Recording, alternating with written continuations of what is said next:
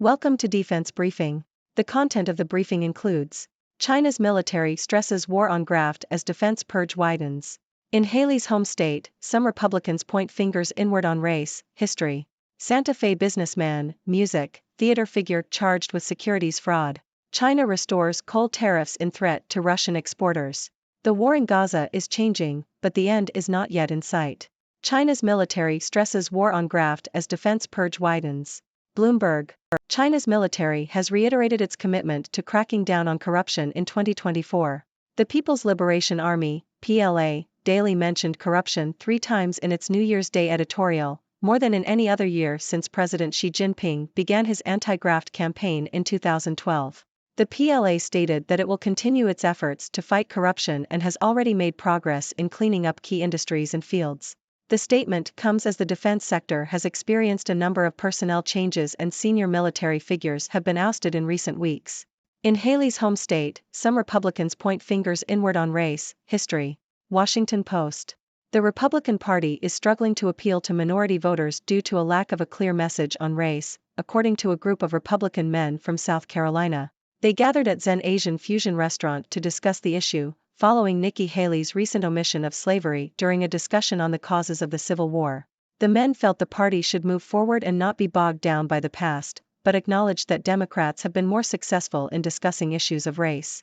Scholars, political strategists, and civil rights leaders have expressed concern over remarks made by influential Republican candidates, such as Donald Trump, who has made polarizing comments about race throughout his political career.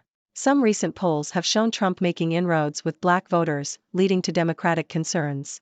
The group at the dinner recognized that the Republican Party has struggled to attract black voters in South Carolina, with Haley receiving just 6% of the black vote when she ran for governor in 2014. The men acknowledged that the party needed to be more proactive in addressing issues of race. They discussed the need to follow the example of the Democrats, whilst also reflecting on the controversy surrounding Haley's comments. Some of the group felt the issue of whether the Civil War was about slavery or not should not be on the agenda, whilst others believed it was a subject that should be addressed. Santa Fe businessman, music, theater figure charged with securities fraud. Yahoo! A man well known in Santa Fe's music, theater, and political circles has been indicted on charges accusing him of illegally withholding information from people who invested in his hemp company. A grand jury indictment filed December 15 in State District Court charges Loveless Johnson III, founder of Amerigreen Organics, with 6 felony counts alleging securities fraud and 6 alleging the offer or sale of an unregistered security. About $57,000 was invested in the securities alleged to have been sold, State Regulation and Licensing Department spokeswoman Andrea Brown wrote in an email Friday. He is also accused of using investor money for personal expenses, according to the indictment, which says at the time the alleged victims made investments. Between June and December of 2019, Amerigreen Organics had little or no capital. Online court records show Johnson pleaded guilty in 2005 to 1 count of forgery and 1 count of fraud after being accused of forging a $1,950 check belonging to an Albuquerque man. Johnson received a deferred sentence that called for him to serve 3 years of probation and pay restitution. China restores coal tariffs in threat to Russian exporters. Bloomberg. China has reinstated import tariffs on coal, potentially threatening Russian exporters who rely on the Chinese market. The tariffs were removed in May 2022 as a precaution against supply risks following Russia's invasion of Ukraine. This resulted in record imports of coal to China, including a larger portion of Russian coal that had been rejected by other buyers. However, China's policy has now shifted to protecting its own mining companies from a domestic coal glut. Russia has become the second-largest coal exporter to China, with the aim of supplying 100 million tons annually. To maintain those volumes, Russian prices will have to fall. The war in Gaza is changing, but the end is not yet in sight. The Sydney Morning Herald. The Israeli military has announced the first significant drawdown of troops since the war with Hamas in Gaza began 3 months ago. 5 brigades will be taken out of the enclave for training and rest, with many of the troops returning to civilian life in Israel. The reduction in troops is likely a response to international condemnation of Israel, as well as the situation on the ground in Gaza and the impact on Israel's economy. Israel's goal of removing Hamas from power in Gaza remains, but the hunt for senior Hamas leaders is expected to continue for at least 6 months. Israel's slight change of tactics is a double-edged sword. The Sydney Morning Herald. Israel has decided to reduce some of its tactics against Hamas in Gaza and instead focus on dealing with Hezbollah, the Iran-backed militant group based in Lebanon. This shift in strategy has caused both hope and fear. Israel has begun to withdraw tanks from some districts in Gaza City and announced plans to cut back on troop numbers. However, fighting and intense bombardment continue elsewhere in the Palestinian enclave. The decision to reduce forces in Gaza will allow some reservists to return to civilian life and free up units in case of a wider conflict with Hezbollah. Israel Army warns Gaza war will continue throughout 2024. Japan Times. The Israeli bombardment of the Gaza Strip continues, with an army spokesman stating that the war on Hamas will continue until 2024. Israel's defense minister, Yoav Gallant, visited troops in Gaza and promised that life would return to normal for residents of border communities affected by Hamas attacks. Footage showed smoke billowing after a strike in Rafah City, and Palestinians, including children, injured in a strike in Khan Yunis were taken to a local hospital. Australian-Israeli citizen dies fighting in Gaza. The Sydney Morning Herald. Lior Sivan, an Australian-Israeli citizen, has died while fighting for the Israel Defense Forces in southern Gaza. Sivan, who was born in Melbourne but moved to Israel as a toddler, served as a tank commander. He was killed in an ambush on December 19. Sivan is the first known Australian citizen serving in Israel's defense forces to die in the Israel-Hamas war. The Israeli military announced on Monday that it would begin withdrawing some troops from the Gaza Strip, marking the first significant drawdown of troops since the war began. Israel's top court strikes down move to curb its powers.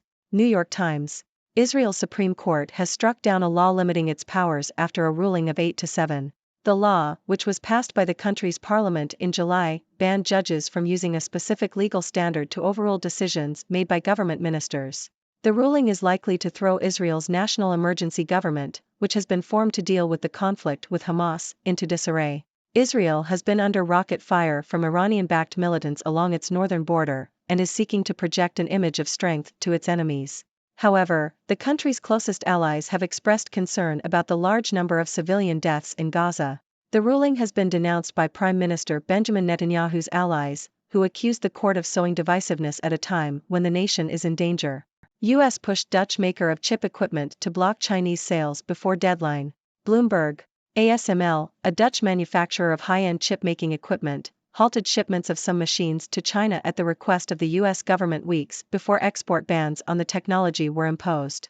The move marks an escalation of President Joe Biden's efforts to prevent Beijing from developing its own advanced semiconductor industry.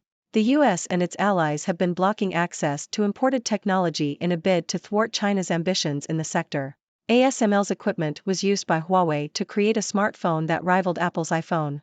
Well, folks, what a fascinating mix of news we have today. From China's military cracking down on corruption, to Republicans in South Carolina discussing their struggle to appeal to minority voters, to a Santa Fe businessman charged with securities fraud, and even a potential threat to Russian coal exporters due to China reinstating import tariffs. And let's not forget the ongoing conflict in Gaza, with Israel announcing a drawdown of troops and a shift in tactics. Oh, and Israel's Supreme Court striking down a law limiting its powers, and the U.S. pressuring a Dutch chip equipment maker to block sales to China. It's certainly been a busy day. Now, let's dive deeper into these stories. China's military stressing its commitment to fighting corruption is no surprise, considering President Xi Jinping's ongoing anti-graft campaign. But the fact that corruption was mentioned more times in this year's New Year's Day editorial than ever before shows that the military is taking this issue seriously.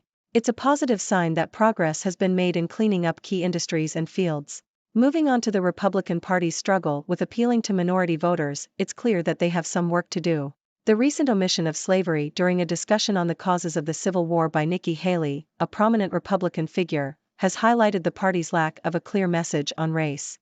It's no wonder that Democrats have been more successful in discussing issues of race, and it's time for the Republican Party to be more proactive in addressing these issues. Now, let's talk about that Santa Fe businessman charged with securities fraud.